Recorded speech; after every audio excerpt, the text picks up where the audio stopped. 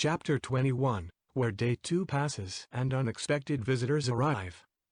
To keep the guild members fit and entertained, Alphonse announced during the morning briefing he organized training matched between the guild members. They will have 1-versus-1 matches, fought until one fighter gives up or is not able to fight anymore.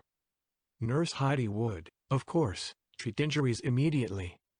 The winning fighters would get extra food from the ration supplies this evening.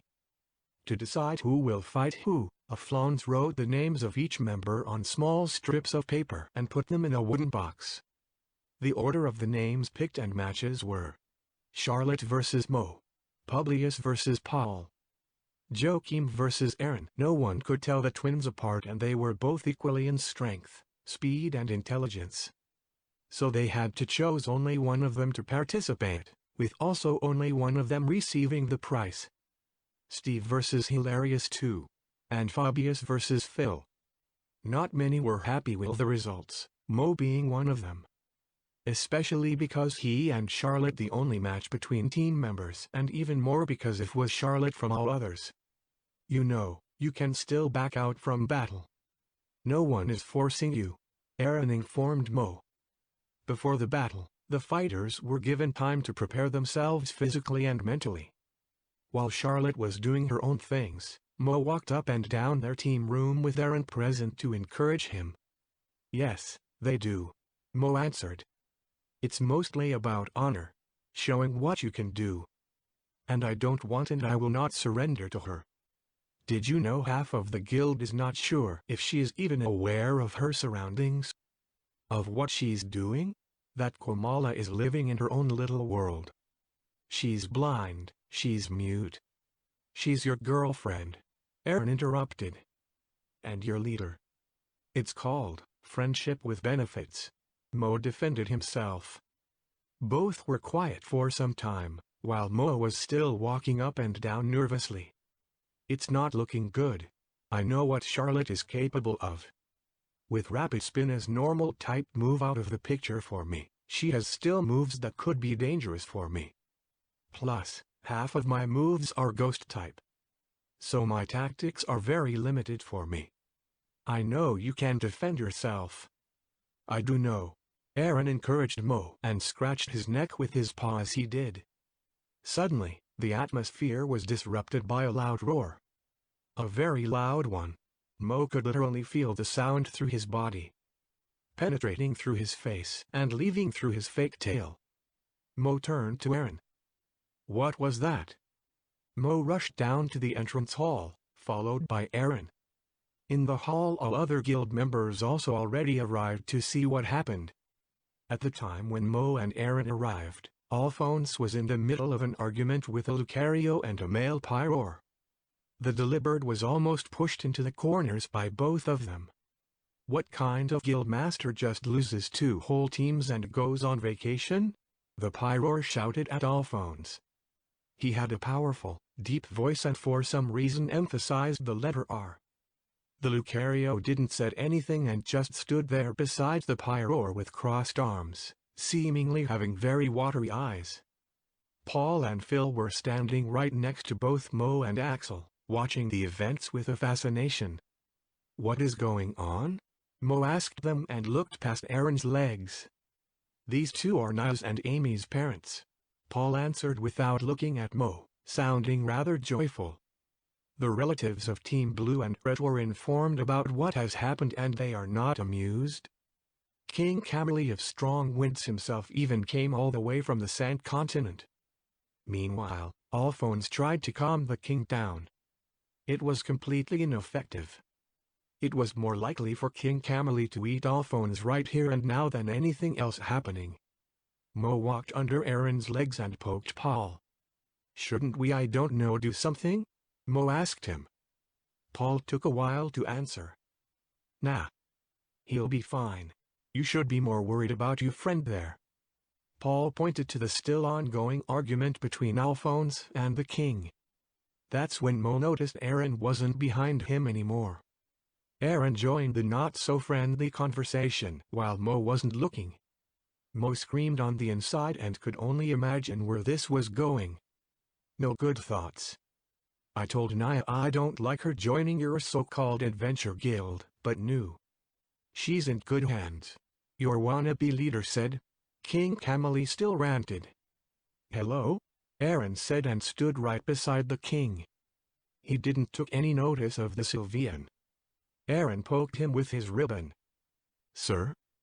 King Cameli slowly turned his head and looked down on Aaron with the same expression he was giving Alphonse the whole time. This time maybe even worse.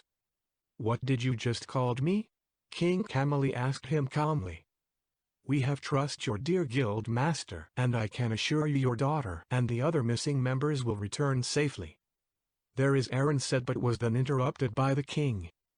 I said, what did you just called me? King Cameli asked him, now more slowly and intimidating. Before something bad would happen, Mo rushed to the scene, grabbed Aaron's tail with both claws and slowly dragged him away this way. You're being rude. You only get us all deeper into trouble, Mo told Aaron while dragging him by his tail. I wanted to help. Aaron defended his actions.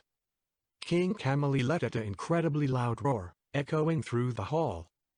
For Mo it was like the whole building was shaking and his ears hurt. And what are you supposed to be? King Cameli asked. He stood right in front, or more like, right above Mo. Mo subservient bowed down to the pyroar. Your Highness, please forgive my friend. He did not intended to be disrespectful. Mo stood there for a while. He could not see in this position what was happening at the moment. Finally, someone who shows some respect. King Cameli said, not in a furious way, he sounded rather pleased.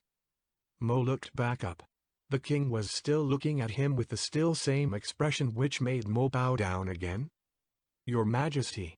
Alphonse spoke up.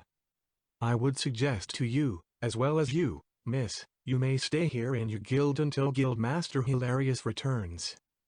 We have enough room and food supplies for more Pokémon. It is the least I can do for you.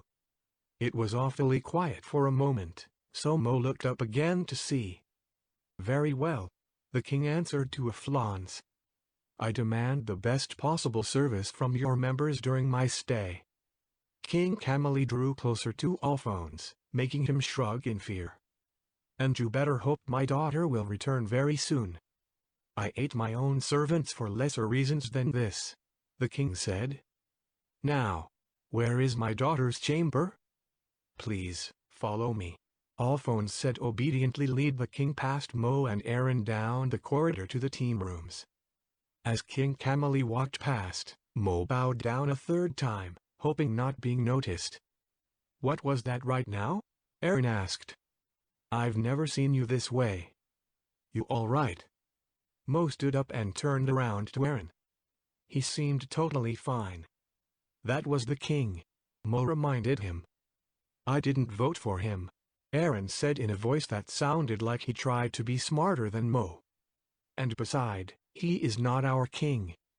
You should still show respect, Mo exhorted him.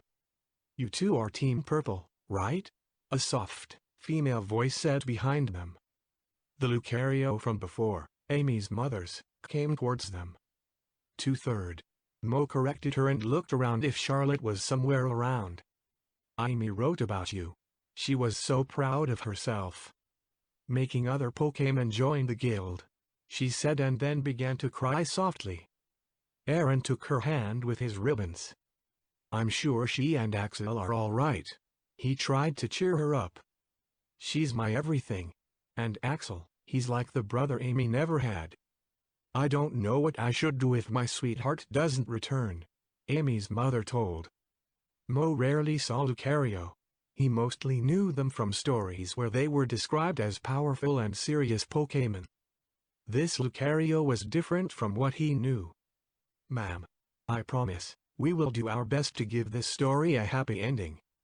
If there was more I could do, I would, Mo assured her. Amy's mother looked thankfully at Mo. She closed her eyes and whipped a tear off her cheek.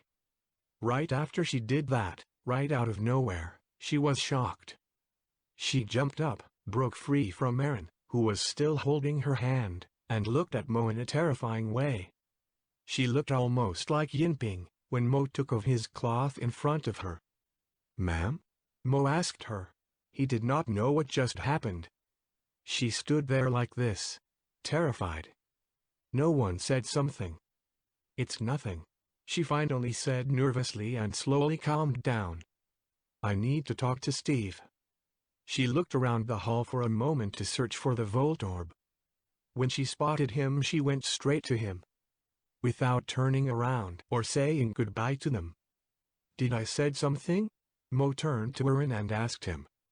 Alphonse just left Team Blue's room as Mo approached him. "Alphonse, I have a question," Mo said to him. "Now that we have guests, and even high royalty, does this mean there won't be dueling today? I don't think it will look good fighting in front of guests, especially at times like this." "Why shouldn't there be?" Alphonse answered. "He told the king about this and he's looking forward to the fights." Mo looked at Alphonse in silence for a moment. "Oh, okay then," he said and went back to his room. But on the inside he was like, "Damn it,